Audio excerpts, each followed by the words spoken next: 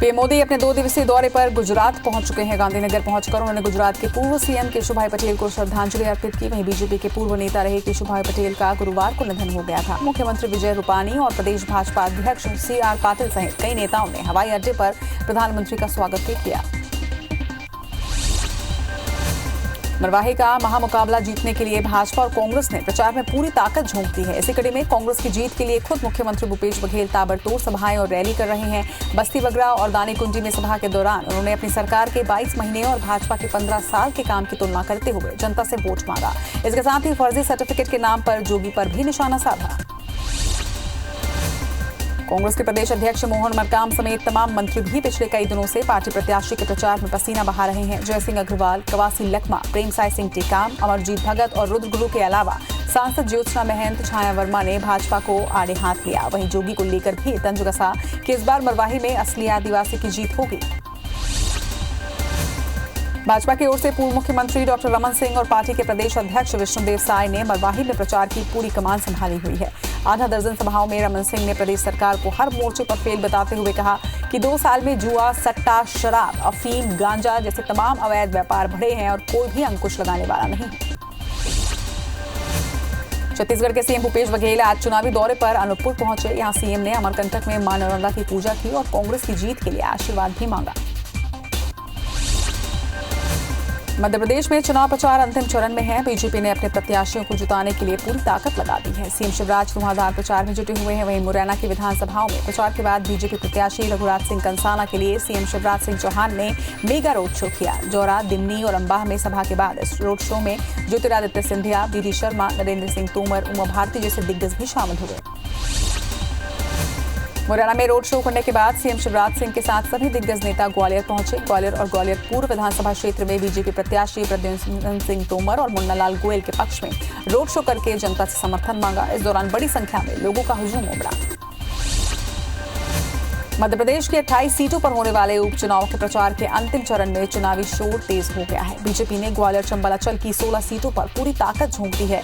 CM Shivraj से लेकर तमाम बड़े दिग्गज नेता रोड शो और चुनावी सभाएं कर रहे हैं। बीजेपी प्रदेश अध्यक्ष BD शर्मा का कहना है कि प्रचार के अंतिम दौर में सभी दिग्गज नेता चुनावी सभाओं के साथ साथ हर पोलिंग बूथ तक पहुंच रहे हैं। मध्य प्रदेश में बीजेपी की फायर ब्रांड नेता उमा भारती नए सिरे से सियासी जमीन तैयार करने में जुट गई हैं। उमा भारती बुंदेलखंड समेत प्रदेश के अन्य उपचुनाव वाले क्षेत्र में ताबड़तोड़ चुनावी सभाएं कर रही हैं। इन सभाओं के जरिए वो खुद के लिए जमीन मजबूत कर रही हैं। छतरपुर जिले के मल्हरा सीट से बीजेपी प्रत्याशी प्रद्युम्न सिंह लोधी की तबीयत बिगड़ गई है। उन्हें मल्हरा से देर रात 2 बजे दमोह हॉस्पिटल लाया गया। PWD मंत्री गोपाल भार्गव ने बताया कि प्रद्युम्न सिंह लोधी के फेफड़े में इन्फेक्शन होने से उन्हें गंभीर हालत में भोपाल रेफर किया गया है। उन्हें चिरायू अस्पताल में भर्ती करवाया जाएगा। सोंदिया समाज ने सुवासरा से भाजपा प्रत्याशी हरदीप सिंह डंग को लेकर काफी आक्रोशित हैं। उनकी कार्यशैली को लेकर उनके खिलाफ मोर्चा खोल दिया है। समाज के प्रतिनिधि मंडल को मुख्यमंत्री शिवराज सिंह चौहान के सभा में सीएम से नहीं मिलने देने पर समाज आक्रोशित है। ग्वालियर के एक कार्यक्रम में मुख्य अतिथि के तौर पर ज्योतिरादित्य सिंधिया ने शिरकत की। कार्यक्रम में बोलते हुए सिंधिया ने कांग्रेस नेताओं पर निशाना साधा। उन्होंने कहा कि मैंने और मेरे पिताजी ने मिलकर 50 साल कांग्रेस की सेवा की। तब कांग्रेस में किसी को वो बातें याद नहीं आई जो आज वो कर रहे हैं। आज सिंधिया परिवार के बारे में अनर्गल बातें कही जा रही हैं। बीजेपी के रोड शो को लेकर कांग्रेस ने हमला बोला है। पूर्व कैबिनेट मंत्री गोविंद सिंह ने कहा कि बीजेपी चाहे कितने भी रोड शो कर ले, पर प्रदेश की जनता बीजेपी को उनकी खरीद फरोख्त के लिए सबक सिखाने के लिए तैयार है। गोविंद सिंह मुरैना में चुनावी सभा को संबोधित करने आए थे। इस दौरान उन्होंने कहा कि शिवराज सिंह चौहान का कार्यकाल घोटालों का कार्यकाल रहा है। मध्य प्रदेश की डबरा विधानसभा उपचुनाव सीट पर चुनावी मैदान में समधी और समधन आमने सामने हैं। एक ओर इमरती देवी है तो दूसरी ओर कांग्रेस से सुरेश राजे प्रत्याशी हैं। दोनों प्रत्याशी जोर आजमाइश कर रहे हैं। वहीं जनता के बीच जाकर जनसंपर्क भी कर रहे हैं।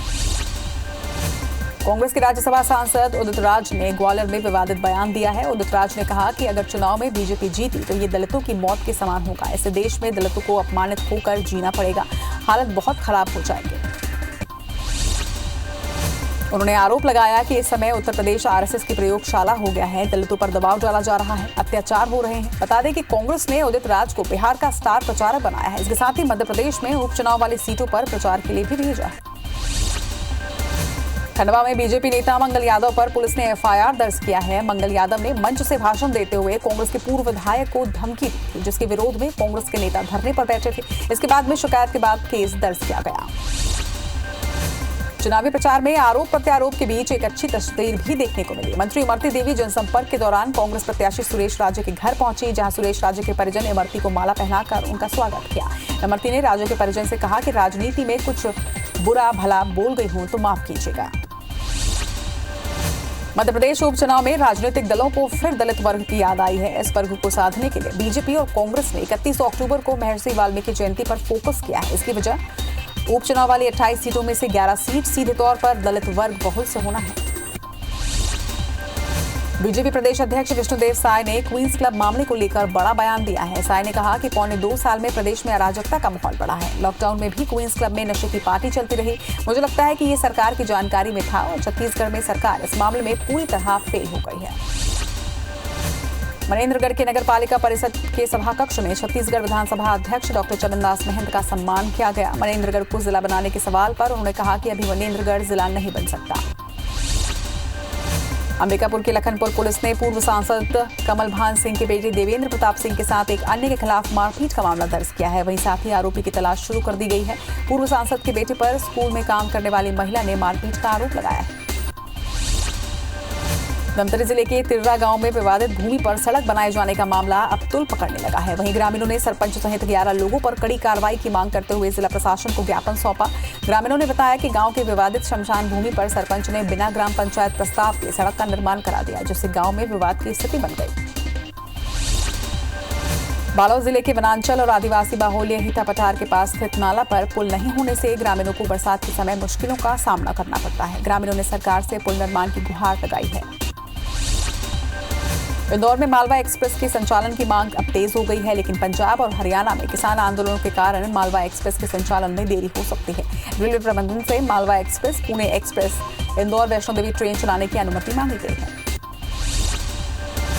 15 नवंबर तक निर्धारित टैक्स की वसूली के लिए जबलपुर नगर निगम ने पूरी ताकत झोंक दी है। इसके लिए नागरिकों को ज्यादा से ज्यादा छूट भी प्रदान की जा रही है। 31 दिसंबर तक अधिभार में 25% से लेकर 100% तक की छूट का प्रावधान किया गया है।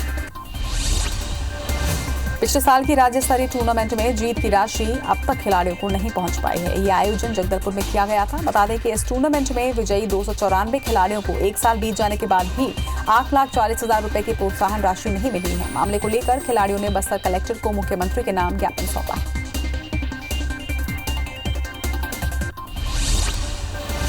कांकेर पुलिस और बीएसएफ ने 5 लाख रुपए की इनामी महिला नक्सली दसरी उर्फ समिता को गिरफ्तार करने में सफलता हासिल की है। किस्कोड़ो एरिया कमेटी के सदस्य समिता साल 2007 से नक्सली संगठन में शामिल हुई थी। मुखबिर की सूचना पर कोयली बेड़ा के गट्टाकाल से उसकी गिरफ्तारी की गई। इंदौर के संयुक्तागंज थाना क्षेत्र में 2 दिन पहले हुई महिला की हत्या के मामले में पीएम रिपोर्ट आने के बाद पुलिस ने पति हर्ष वर्मा को गिरफ्तार किया है। आरोपी पति ने कबूल किया है कि वो अपनी पत्नी के चरित्र पर शंका करता था, जिसके बाद उसने उसकी हत्या कर दी। रायगढ़ जिले के घरगोड़ा थाना क्षेत्र के ग्राम पेपरपारा में जमीन विवाद के चलते एक चाचा ने अपने ही भतीजे की तीर मारकर हत्या कर दी। सूचना मिलने के बाद पुलिस ने आरोपी को गिरफ्तार कर लिया है। आरोपी का नाम कंवर सिंह राठिया बताया जा रहा है। रीवा के अतरेला के मोहनिया प्लाट में ननिहाल घूमने आई एक युवती का गांव के ही एक सिरफिरे युवक ने कुल्हाड़ी से हमला कर हत्या कर दी। इसके बाद मौके से वो फरार हो गया। मामले को लेकर युवती के परिजनों ने हंगामा किया। सूचना पर एसपी मौके पर पहुंचकर कार्रवाई का आश्वासन देकर उन्होंने परिजनों को शांत करवाया। केशकाल क्षेत्र के धनौरा थाना इलाके में एक दरिंदे ने 10 वर्षीय मासूम के साथ रेप करने की कोशिश की। आरोपी जब घटना को अंजाम देने में नाकाम हुआ तो मासूम को छोड़कर वहां से फरार हो गया। मासूम ने घटना की पूरी जानकारी अपने पिता को बताई। बाद में मासूम के पिता ने थाने में मामला दर्ज करवाया। वहीं पुलिस आरोपी की तलाश में जुट गई है। राजधानी रायपुर के मोवा इलाके के 2 कारोबारियों से 1 करोड़ रुपए की ठगी के मामले में पुलिस ने एक आरोपी को महाराष्ट्र के भंडारा से गिरफ्तार किया है। जानकारी के मुताबिक आरोपी युवक ने अपने साथी के साथ कारोबारियों को कंपनी का फ्रेंचाइजी दिलाने के नाम पर ठगी की थी। पिंगेश्वर में प्रशासन ने 7 महीने बाद मृतक की शिनाख्त कर पाई है। परिजनों ने फोटो के आधार पर मृतक की पहचान की और मामले को लेकर हत्या की आशंका भी जताई है। बाद में डीएनए टेस्ट के लिए शव को कब्र से बाहर निकलवाया गया। अब डीएनए टेस्ट के बाद ही साफ हो पाएगा कि मृतक की मौत कैसे हुई होगी।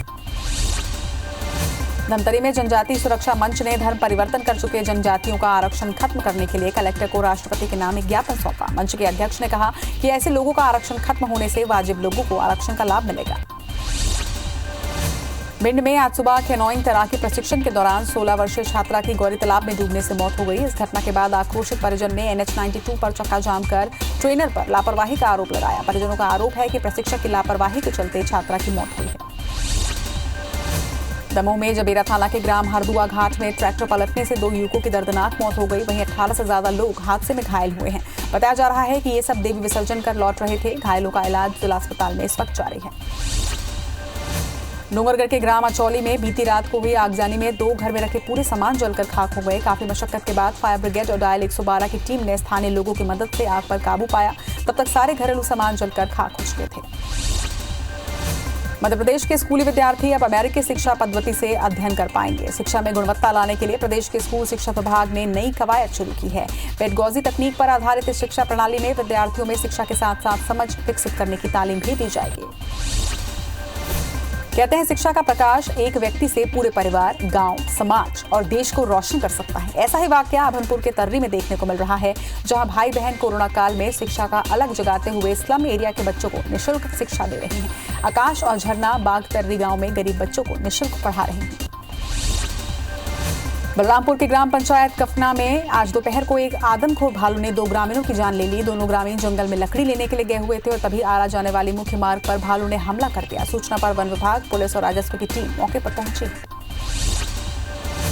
रायगढ़ जिले के घरघोड़ा थाने में पदस्थ SI जितेंद्र एसैया छत्तीसगढ़ शौर्य पदक से सम्मानित होंगे। रायपुर में CM निवास में 1 नवंबर को आयोजित राज्य अलंकरण समारोह में एसैया को ये सम्मान दिया जाएगा। जबलपुर में शरद पूर्णिमा पर हर साल होने वाले नर्मदा महोत्सव को कोरोना के चलते रद्द कर दिया गया है। प्रशासन के इस फैसले से शहरवासी मायूस हैं, लेकिन एहतियातन प्रशासन का ये फैसला हुआ।